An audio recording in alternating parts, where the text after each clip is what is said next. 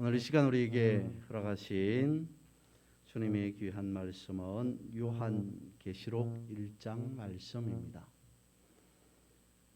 신약성경 399쪽 요한계시록 1장 4절로 8절까지의 말씀 찾으셔서 한 절씩 번갈아 읽도록 하겠습니다. 요한계시록 1장 4절에서 8절까지의 말씀입니다. 요한은 아시아에 있는 7 교회에 편지하노니 이제도 계시고 전에도 계셨고 장차 오실 이와 그의 보좌 앞에 있는 7 영과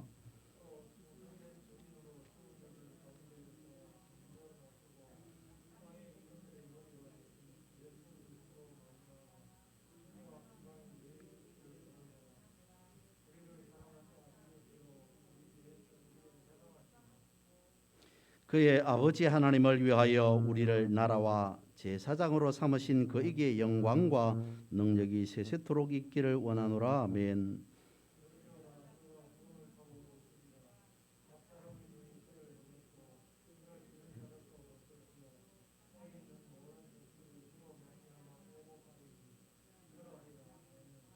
팔절 말씀 같이 봅니다. 주 하나님이 이르시되 나는 알파와 오메가라.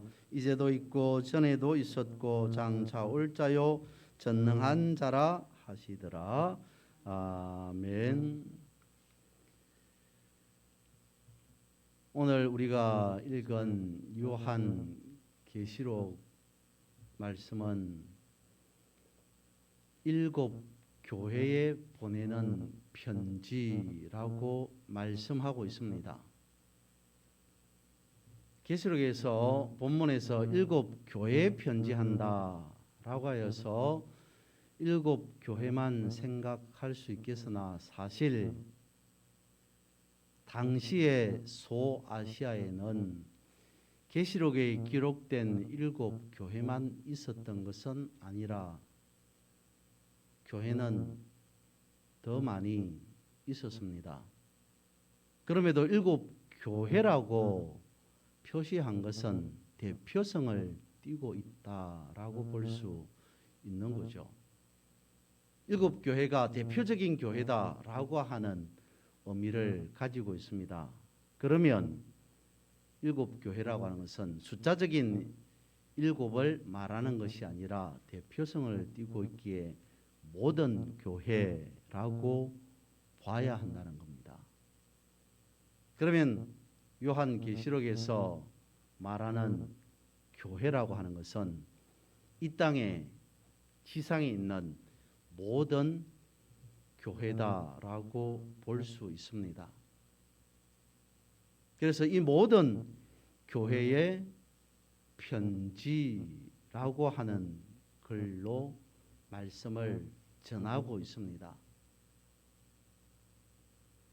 편지라고 하는 것은 편지의 용도는 소통의 도구였습니다. 지금이야 여러 가지 많은 다양한 소통의 도구들이 있습니다마는 당시에는 유일한 소통의 도구였던 거죠.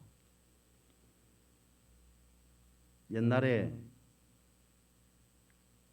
글을 모르는 연세 많으신 부부가 있었어요. 아내들은 할머니가 자녀의 집에 가서 몇 날 며칠이 되어도 강감무소식입니다.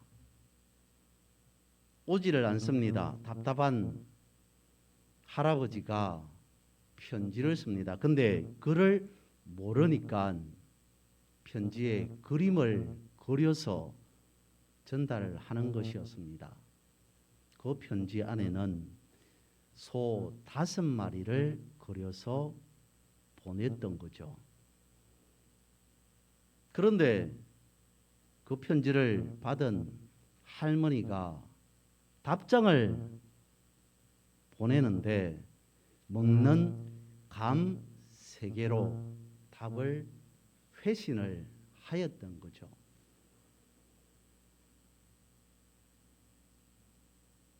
내용인즉슨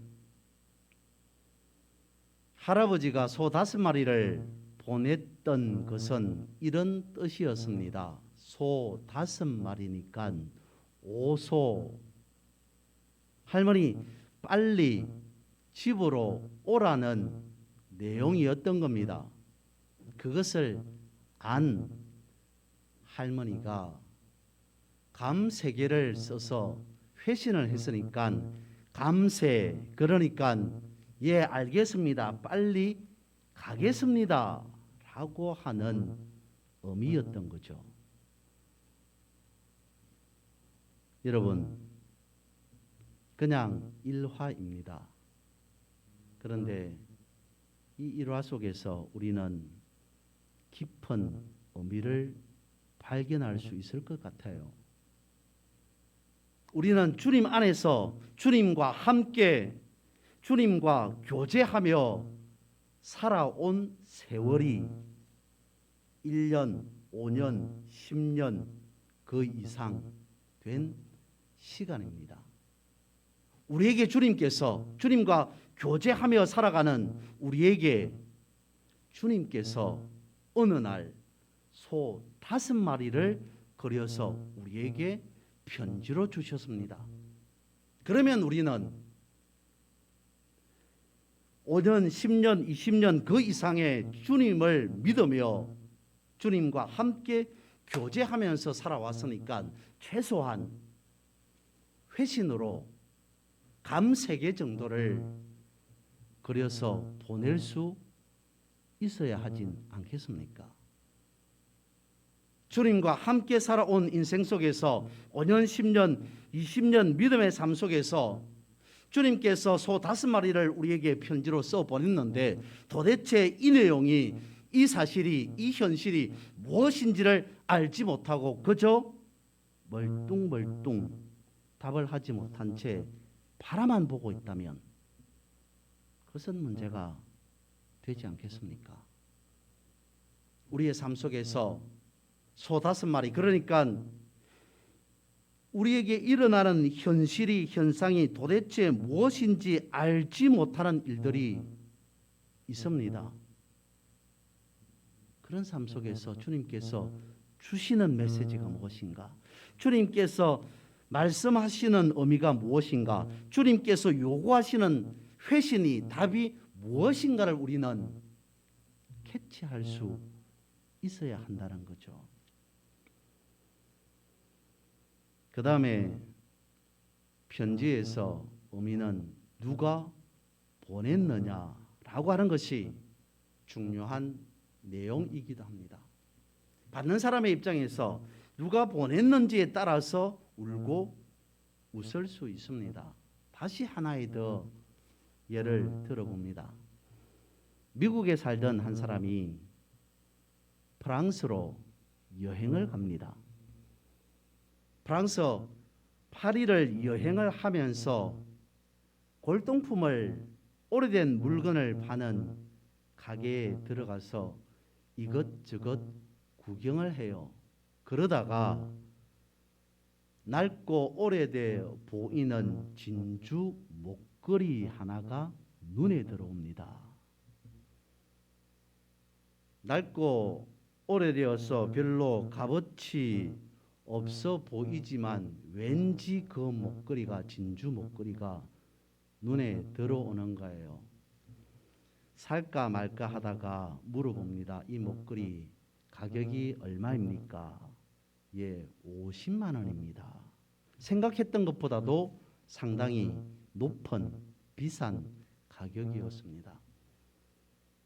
그는 망설이다 결국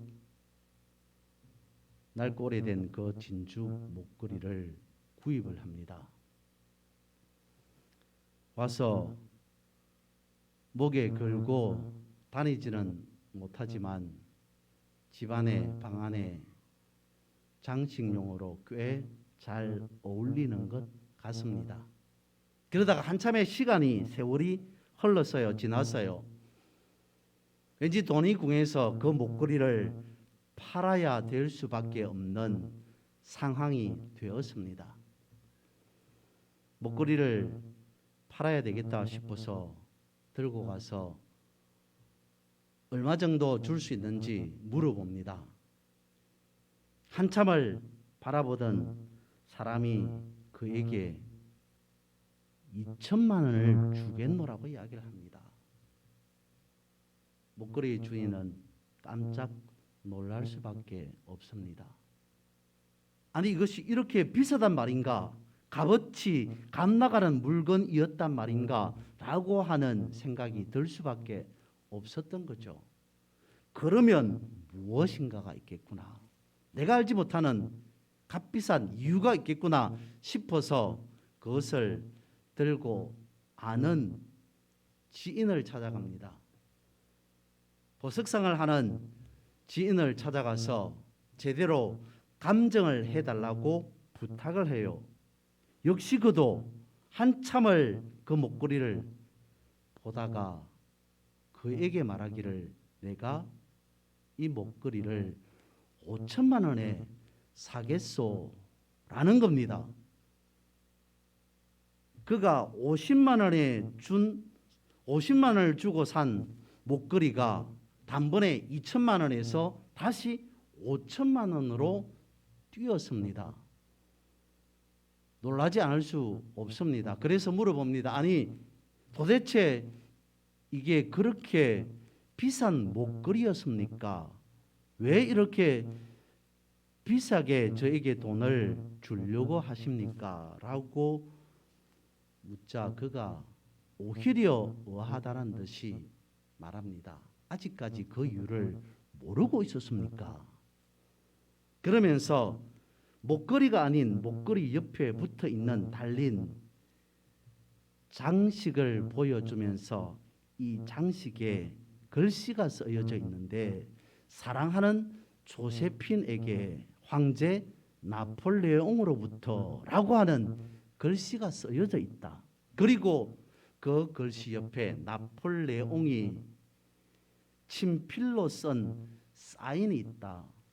그것 때문에 이 목걸이가 그 정도의 값어치가 된다 라고 하는 걸 이야기를 하더라는 거죠. 여러분, 성경에서 오늘날 우리를 무엇이라고 말씀을 하고 있습니까? 그냥 세상의 보통 사람들로 우리를 부르지 않습니다. 가장 귀한 인생, 가장 귀한 삶을 살아가고 있다고 말씀을 하고 있습니다. 성경에서 오늘 나를 우리를 가장 보배롭고 존귀한 자로 말씀하고 있습니다. 왜 그랬습니까? 우리의 삶 자체가 나라는 사람 자체가 존귀하고 귀하기 때문에 아닙니다. 그 예화를 들어서 생각해 보면 우리는 그야말로 낡고 오래된 진주 목걸이와 같을 수 있습니다. 그런데 어찌하여서 우리가 보배롭고 존귀한 자라는 겁니까? 그 옆에 달려있는 장식 때문에.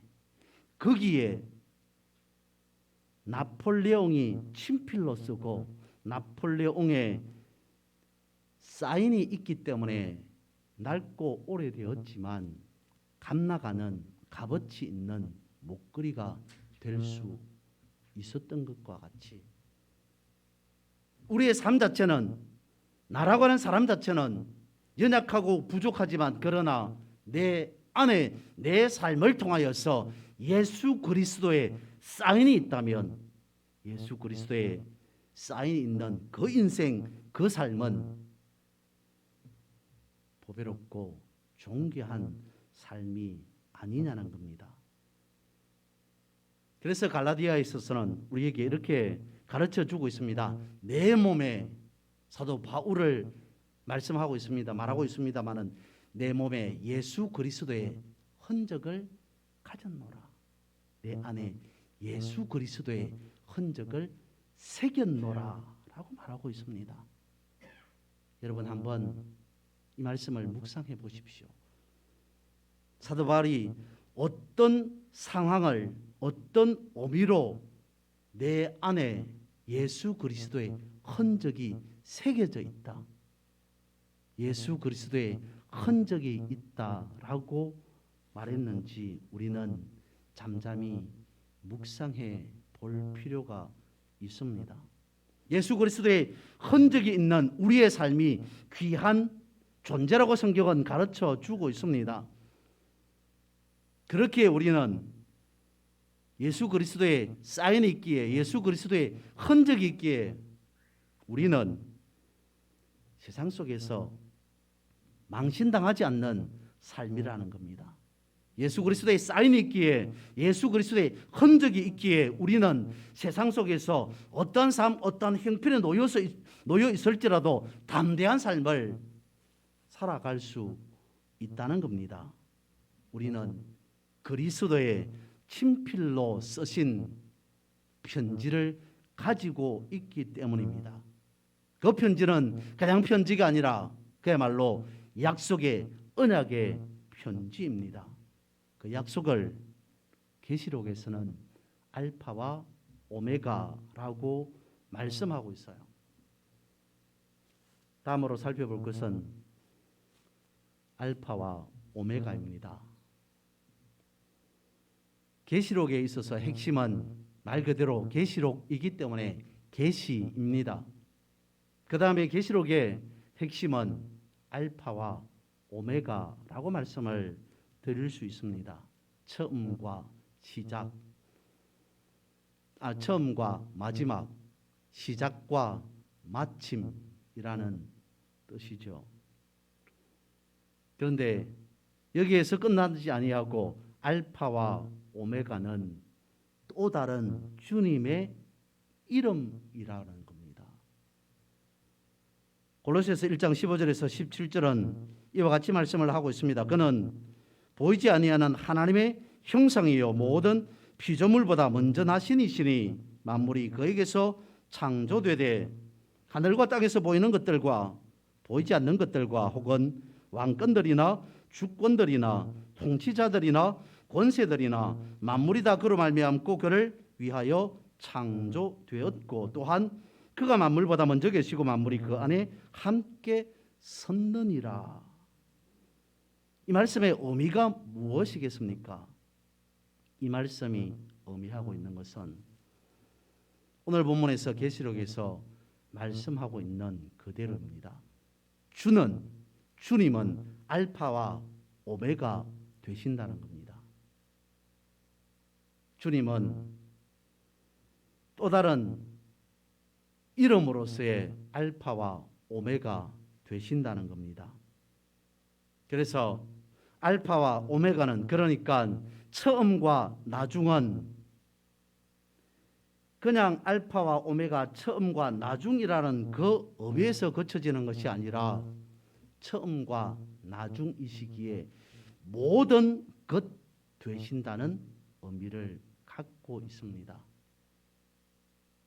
이 세상의 이 우주의 모든 만물을 주관하시는 분이시기에 무엇까지 의미를 하냐면 처음과 나중이시기에 약속을 이루시는 분, 약속을 성취하시는 분이라고 하는 의미까지 담고 있다는 거죠. 요한이 계시록을 쓸 당시는 그는 밤모섬이라고 하는 곳에 있었습니다. 거기에 유람으로 여행으로 바캉스로 빚으로 간 것이 아니었습니다. 유배당해서 밤모섬에 있던 상태였습니다. 당시에 초대교회 그러니까 초대 그리스도인들은 심각한 핍박을 받던 시대였습니다. 그런 상황이었습니다. 그래서 요한도 예수 그리스도를 내세움으로 밤모섬이라는 곳에 유배 생활을 할 수밖에 없었습니다. 뿐만 아니라 초대 교인들이 마찬가지였던 거죠. 피지배 민족으로서 지배를 하는 사람들이 정권을 가지고 피지배 민족을 다스리는 가운데에 우리의 로마 황제가 신이다. 로마 황제를 신처럼 섬겨라, 그 앞에 머리 숙여라, 예를 갖추어라 라고 하니까 그것을 그리스도인들이 받아들일 수가 없었던 겁니다. 그래서 환난과 핍박을 받을 수밖에 없었습니다. 그러한 시간들이, 그러한 세월들이 가면 갈수록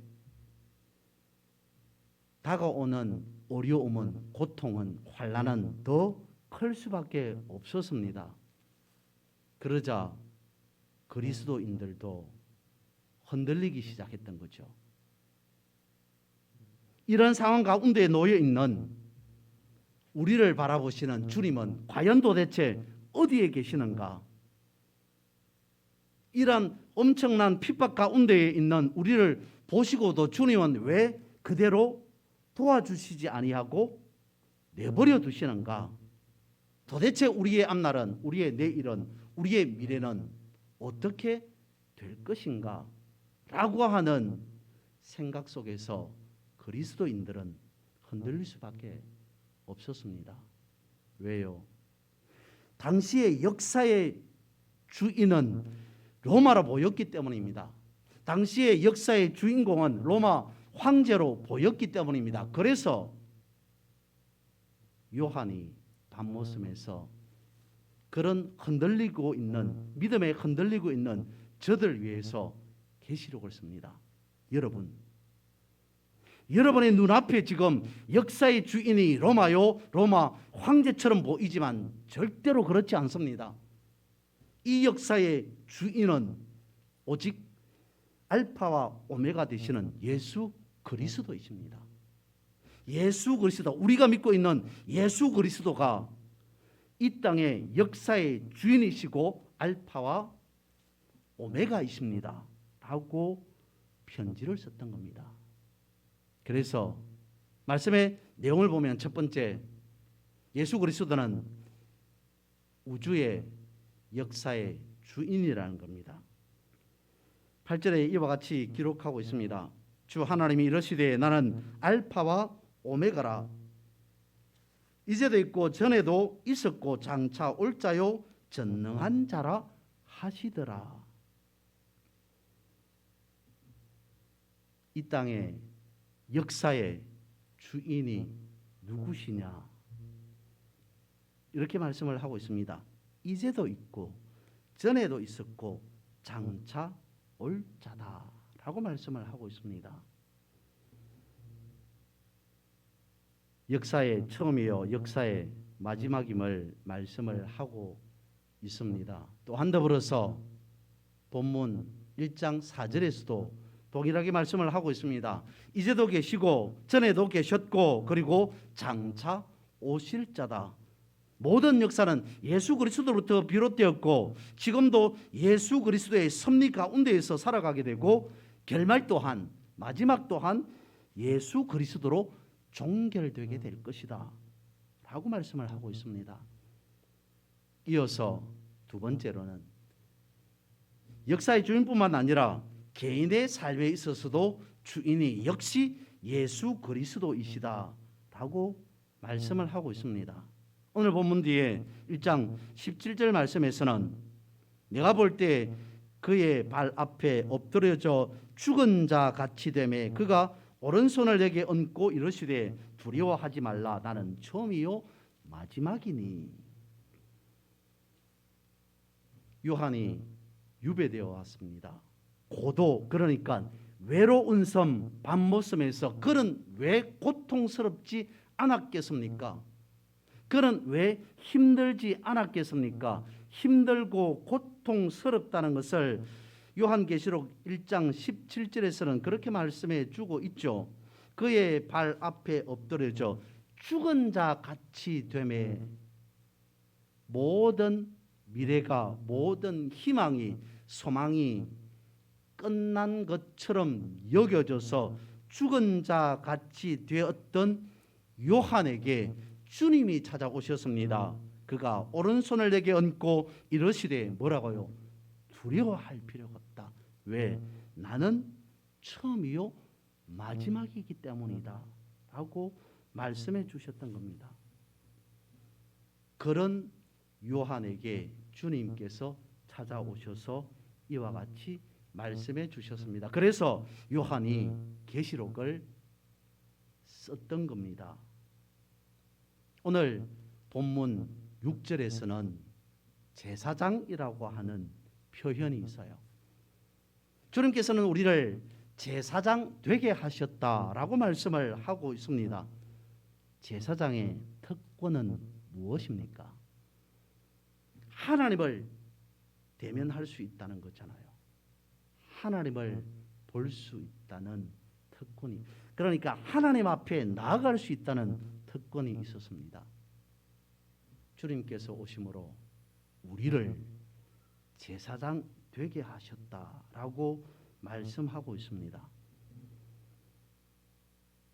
믿음의 삶을 살아가는 우리를 어떤 자리에 세워두고 살게 하시느냐? 우리를, 나를 제사장 자리에 세워두셨다라고 말씀을 하고 있습니다. 주님을 바라볼 수 있는, 주님을 대면할 수 있는 삶을 살게 해 주셨다라고 말씀을 하고 있는 거죠. 우리를 우리의 주관자 되시고 주님께서 나를 만나 주셔서 나와 함께 하심으로 말미암아 내 인생 가운데 있어서도 알파와 오메가로 주님이 항상 함께 하신다는 약속의 말씀을 우리에게 들려주고 가르쳐주고 있습니다. 생각해 보십시오. 묵상해 보십시오. 알파와 오메가 되시는 처음과 나중이신 주님께서 나와 우리와 함께 하시겠다. 이제 너를 그냥 보통 사람으로 내버려 두는 것이 아니라 제사장 되게 하셨다라고 말씀을 하고 있습니다. 늘 언제나 주님과 함께 동행하시겠다. 그 가운데에 알파와 오메가로 역사하신다라고 말씀을 하고 있습니다. 그렇다면 알파와 오메가 되시는 주님과 함께 동행하는 우리의 삶에는 실패가 있을 수 있습니까? 절망이 있을 수 있습니까? 아픔이, 좌절이, 고통이 있을 수 있습니까? 그것을 요한에게 가르쳐 주셨고 요한이 기록으로 우리에게 가르쳐 주고 있습니다. 모든 것은 하나님이 하신다. 모든 것은 예수 그리스도께서 하신다라고 말씀하고 있습니다. 이러한 상황 속에서도 견디는 자가 이기는 자고 견디는 자가 승리하는 자이다라고 말씀해 주고 있습니다. 그 견딤은 주님 안에서 믿음으로 살아가는 일입니다. 그런 삶 속에서 예수 그리스도께서 하실 것이고 예수 그리스도께서 마칠 것이다 라고 가르쳐 주고 있습니다. 예수 그리스도께서 시작하셔서 예수 그리스도께서 모든 것을 마무리하신다 라고 말씀해 주고 있습니다. 그러므로 이 말씀을 우리에게 남겨주신 것은, 이 말씀을 우리에게 허락해 주신 것은 앞으로 살아가는 것 보고 약속을 들어주든지 이행하든지 할게 라고 하는 것이 아니라는 겁니다. 이미 이루어진 약속의 말씀을 우리에게 주셨다는 겁니다. 그러면 우리는 이미 성취된 약속을 붙잡고 살아가는 것, 그것이 유일한 승리의 방법입니다. 이런 승리의 삶을 붙잡고 살아가는 우리 모두가 되기를 주님의 이름으로 축복합니다.